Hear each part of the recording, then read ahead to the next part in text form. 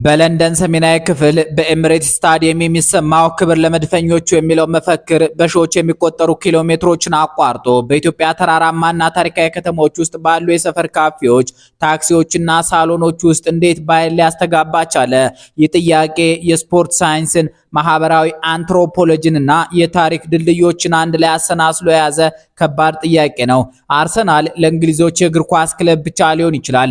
ለኢትዮጵያውያን ግን የትውልድ ማንነት መገለጫ፣ የደስታና የሐዘን ስሜት መጋሪያ፣ አልፎ ተርፎም የባህል አምባሳደርነት ሚና ያለው ታላቅ ተቋም ሆኗል።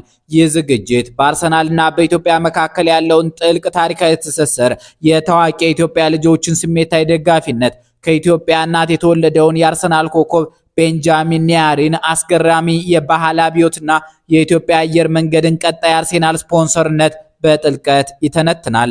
ቁርሱን መብላት ያልቻለ ኢትዮጵያዊ አርሰናል ዋንጫ በላ ብሎ መንገድ ከዘጋ ይሄ ችግር አለ። የአርሰናልና የኢትዮጵያ ደጋፊዎች ትስስር በዘመናዊ ሳተላይት ቴሌቪዥን ስርጭት የጀመረ ይመስላል። ነገር ግን ታሪካዊው ሀቅ ከዚያ በእጅጉ የራቀና ስር የሰደደ ነው። በ1940ዎቹ መገባደጃና በ1950ዎቹ መጀመሪያ ላይ የኢትዮጵያ እግር ኳስ በዘመናዊ መዋቅር መገንባት በጀመረበት ጊዜ አንድ ወሳኝ እንግሊዛዊ ስም በታሪክ ማህደር ላይ በደመቀ ቀለም ተመዝግቧል። እሱም ቦቢ ሮክስበርግ ይባላል። ሮክስበርግ በለንደኑ አርሰናል ክለብ ውስጥ ባዳጊነትና በወጣትነት ዘመኑ የእግር ኳስ ፍልስፍናን የቀሰመ ስፖርተኛ የነበረ ሲሆን በኋላ ወደ ምስራቅ አፍሪካ በመጓዝ የኢትዮጵያ ብሔራዊ እግር ኳስ ቡድን ዋሊያዎቹ የመጀመሪያው የውጭ ሀገር አሰልጣኝ በመሆን ታሪክ ሰርቷል። ይህ አጋጣሚ በአርሰናል የጨዋታ ዲሲፕሊን እና በኢትዮጵያ እግር ኳስ መነሻ ዘመን መካከል የመጀመሪያውን ቀጥተኛ አሻራ ጥሎ አልፏል። ከዚህ ታሪካዊ መሰረት በኋላ በ1990ዎቹ መገባደጃ ላይ ፈረንሳዊው አሰልጣኝ አርሰን ቬንገር አርሰናልን ሲረከቡ በኢትዮጵያ ምድር ላይ አዲስ የእግር ኳስ አምልኮ ተፈጠረ። በወቅቱ በዲኤስቲቪ እና በአገር ውስጥ የቪዲዮ መመልከቻ ቤቶች በስፋት መተላለፍ የጀመረው የፕሪሚየር ሊግ ጨዋታ የቬንገርን ማራኪ፣ ፈጣን፣ በአጭር ቅብብል ላይ የተመሰረተውን የጨዋታ ስልት ለኢትዮጵያውያን አስተዋወቀ። ይህ ውብ እግር ኳስ ኢትዮጵያውያን በደማቸው ውስጥ ካለው የኪነ ጥበብና የውበት ፍቅር ጋር በቀጥታ የተገጣጠመ በመሆኑ በሚሊዮን የሚቆጠሩ ወጣቶች በአንድ ጀንበር የለንደኑ መድፈኛ ታማኝ ደጋፊዎች እንዲሆኑ አደረጋቸው። የኢትዮጵያ ወጣቶች ለአርሰናል ያላቸው ፍቅር ከቀላል ስፖርታዊ ድጋፍ አልፎ የዕለት ተዕለት ባህል ሆኗል። በየከተማው የአርሰናል ማሊያ የለበሱ ወጣቶች፣ በክለቡ ስም የተሰየሙ የንግድ ሱቆች እንዲሁም የአርሰናል አርማ የተለጠፈባቸው ባጃጆችና ታክሲዎች ማየት የተለመደ ነው። ይህ በኢትዮጵያ ምድር የበቀለው ፍቅር ግንቦት 2026 ላይ በለንደን በተከሰተ አንድ አጋጣሚ ሌላ ታሪካዊ ምዕራፍ ከፈተ። የአርሰናል ወጣት ቡድን ታላቅ የዋንጫ ድል በሚያከብርበት ጊዜ 56 ቁጥር ማሊያ የለበሰው ወጣት አማካይ ቤንጃሚን ኒያሪ በአንገቱ ላይ የድል ሜዳሊያውን አጥልቆ በእጁ ግን አንድ ልዩ ነገር ይዞ በስታዲየሙ ሳር ላይ ታየ። ቤንጃሚን የያዘው ነገር የአርሰናል ሰንደቅ ዓላማ አልነበረም። ይልቁንም የኢትዮጵያ ብሔራዊ ቀለማት አረንጓዴ፣ ቢጫ፣ ቀይ ጥበብ በደመቀ ሁኔታ የተጠለፉባትን የኢትዮጵያዊነት ትልቅ መገለጫ የሆነችውን ባህላዊ ነጠላ ነበር። ቤንጃሚን በሃንጋሪያዊ አባቱና በኢትዮጵያዊት እናቱ በኩል የተገኘ የሁለት ዓለም ስጦታ ነው። በአርሰናል ታዋቂ አካዳሚ ውስጥ እያደገ የመጣው ወጣት በዓለም አቀፍ መገናኛ ብዙሃን ፊት የእናቱን ሀገር ባህልና ማንነት በኩራት ይዞ መውጣቱ በኢትዮጵያውያን ዘንድ ታላቅ ስሜታዊ ማዕበል ፈጥሯል። ምስሉ በማህበራዊ ትስስር ገጾች ላይ በሴኮንዶች ውስጥ ተሰራጭቶ በርካታ የስፖርት ጋዜጠኞችና ድረገጾች የኢትዮጵያዊነት ኩራት በለንደን ሰማይ ስር በሚሉ ርዕሶች ዘግበውታል። የኢትዮጵያ የአርሰናል ደጋፊዎች ይህንን ክስተት የረጅም ዘመን ታማኝነታቸው ያገኘው ትልቅ መንፈሳዊ ምላሽ አድርገው ወስደውታል። ተጫዋቹም በአገር ውስጥ ደጋፊዎች ዘንድ በአንድ ጀንበር ወደር የሌለው ፍቅርና ታዋቂነትን አትርፏል። የአርሰናል ደጋፊነት በኢትዮጵያ ማህበራዊ ደረጃን የፖለቲካ አመለካከትን ወይም የእድሜ ልዩነትን አይጠይቅም። ከሀገሪቱ ከፍተኛ የፖለቲካ መሪዎች እስከ ስመጥር የኪነ ጥበብ ሰዎች ድረስ የአርሰናል ፍቅር ክንፍ አስወጥቶ ሊያበራቸው ደርሷል። ለአብነት ያህል ፕሮፌሰር ብርሃኑ ነጋ ቦንገር የአርሰናል ጨዋታ ባለበት ምሽት የትኛውንም ስብሰባና የፖለቲካ ክርክር ወደ ጎን በማለት ጨዋታውን በጥልቀትና በስሜት በመከታተል የሚታወቁ አንጋፋ መድፈኛ ናቸው።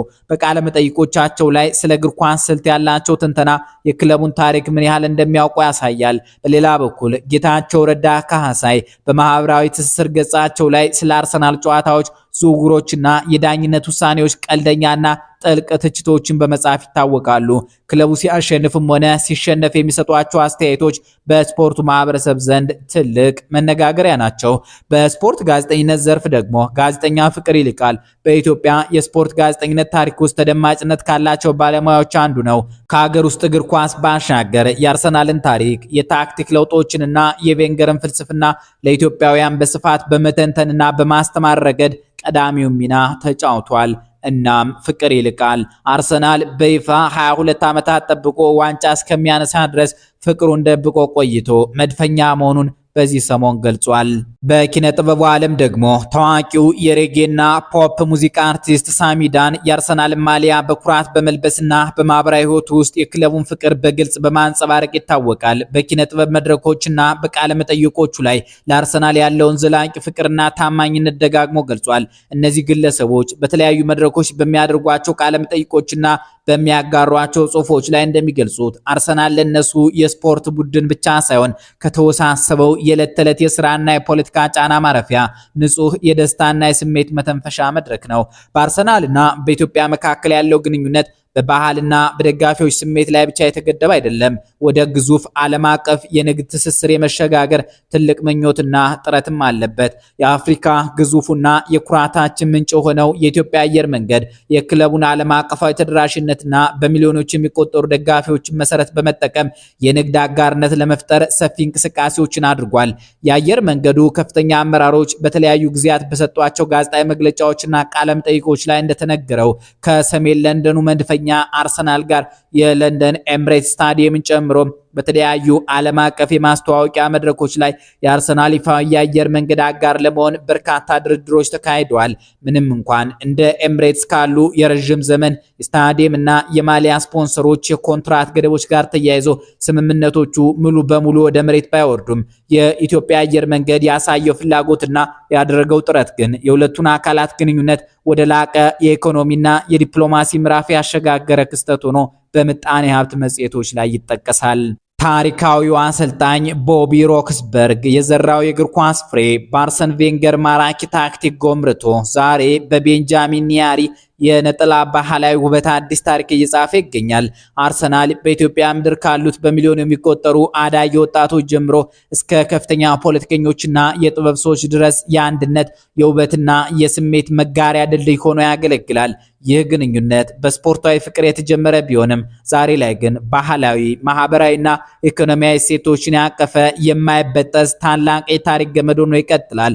በለንደን ሰሜናዊ ክፍል በኤምሬትስ ስታዲየም ደጅ ላይ የቆመውና የአርሰናል መለያ የሆነው የነሐስ መድፍ ወይም ዘካኖን በሺዎች የሚቆጠሩ ኪሎሜትሮችን አቋርጦ በ19ኛው ክፍለ ዘመን መቅደላ አምባ ላይ ከቆመው ታላቁ ሴቫስቶፖል መድፍ ጋር ምስጢራዊ በሆነ የታሪክ ክር ይገናኛል። የለንደኑ ክለብ ሳይመሰረት የእንግሊዝ ፕሪሚየር ሊግ የሚባል ነገር ሳይታሰብ በኢትዮጵያ ምድር ላይ የነበረ አንድ ታላቅ ንጉስ ስለ መድፍ ፍቅርና ጥበብ ይቃትት ነበር። እሱም ዳግማዊ አፄ ቴዎድሮስ ነው። አንቱ ካልናቸው ቋረኛው ካሳ ኃይሉ ናቸው። አፄ ቴዎድሮስ ዘመናዊትና ሀያል ኢትዮጵያን ለመገንባት የነበራቸው ትልቁ ህልም የጦር መሳሪያን በተለይም መድፍን በአገራቸው ምድር ማምረት ነበር። ለዚህም ሲሉ አርሰናል ከመመስረቱ ዓመታት በፊት በጋፋትና በመቅደላ ምድር በርካታ እንግሊዛውያንንና የውጭ ሀገር ሰዎችን በመሰብሰብ አንዳንዶችን ማስረውና አስገድደው የብረት ማቅለጥና የመድፍ ስራ ጥበብን እንዲያሳዩቸው አደረጉ። ንጉሱ የቴክኖሎጂና የኢንዱስትሪ ፍቅራቸው እጅግ የበረታ በመሆኑ ለእንግሊዟ ንግስት ቪክቶሪያ በተደጋጋሚ በጻፉት ታዋቂ ደብዳቤያቸው ላይ የጠየቁት ወርቅና ብር አልነበረም። ይልቁንም መድፍና የጦር መሳሪያ የሚሰሩ ባለሙያዎችንና ጥበበኞችን እንድትልክላቸው ነበር። በዚህ እልህኛ ፍለጋና በጋፋት የእጅ ጥበበኞች ድካም ማግስት በታሪክ አጠራሩ ሴቫስቶፖል የተሰኘውና ወደ 7 ቶን የሚመዝነው ታላቅ መድፍ በኢትዮጵያ ምድር ተቀረጸ። ሴቫስቶፖል ለአፄ ቴዎድሮስ የሀገር መከላከያ ቁልፍ፣ የሉዓላዊነትና የእውቀት መገለጫ ታላቅ የጦር መሳሪያቸው ነበር። የክስተቱ መገጣጠም የሚገርመው እዚህ ላይ ነው። አርሰናል የሚለው ቃል ራሱ ትርጉሙ የጦር መሳሪያ ግምጃ ቤት ማለት ነው። ክለቡ በ1886 ሲመሰረት በለንደን ደቡብ ምስራቃዊ ክፍል በሚገኘው የሮያል አርሰናል የጦር መሳሪያና መድፍ ማምረቻ ፋብሪካ ውስጥ ይሰሩ የነበሩ የእንግሊዝ ሰራተኞች ተሰባስበው የቆረቆሩት ቡድን ነው። እነዚህ ሰዎች በየቀኑ የሚቀርጹት የሚጠግኑትና የሚጠብቁት መሳሪያ መድፍ በመሆኑ የክለባቸው መለያ አርማ መድፍ ሆነ። ስማቸውም መድፈኞቹ ወይም ዝግነርስ ተባለ። በታሪክ ምጸት አጼ ቴዎድሮስ ከእንግሊዝ ጥበበኞች እጅ መድፍ እንዲወጣላቸውና አገራቸውን በቴክኖሎጂ ለማንቃት ሲታገሉ ጥቂት ዓመታት ቆይቶ በዚያው በእንግሊዝ ምድር የጦር መሳሪያና መድፍ ፋብሪካ ሰራተኞች አማካኝነት ዛሬ በሚሊዮን የሚቆጠሩ ኢትዮጵያውያንን በስሜት የሚያንቀሳቅሰው ታላቁ የአርሰናል ክለብ ተመሰረተ። በዚህ ጊዜ በኢትዮጵያ ምድር በሚሊዮን የሚቆጠሩ ወጣቶች የአርሰናልን መድፍ በደረታቸው ላይ በትዕቢትና በኩራት አድርገው ሲንቀሳቀሱ ሳያውቁት የድሮውን የካሳ ኃይሉን ስሜትና ህልም እያስተጋቡት ነው።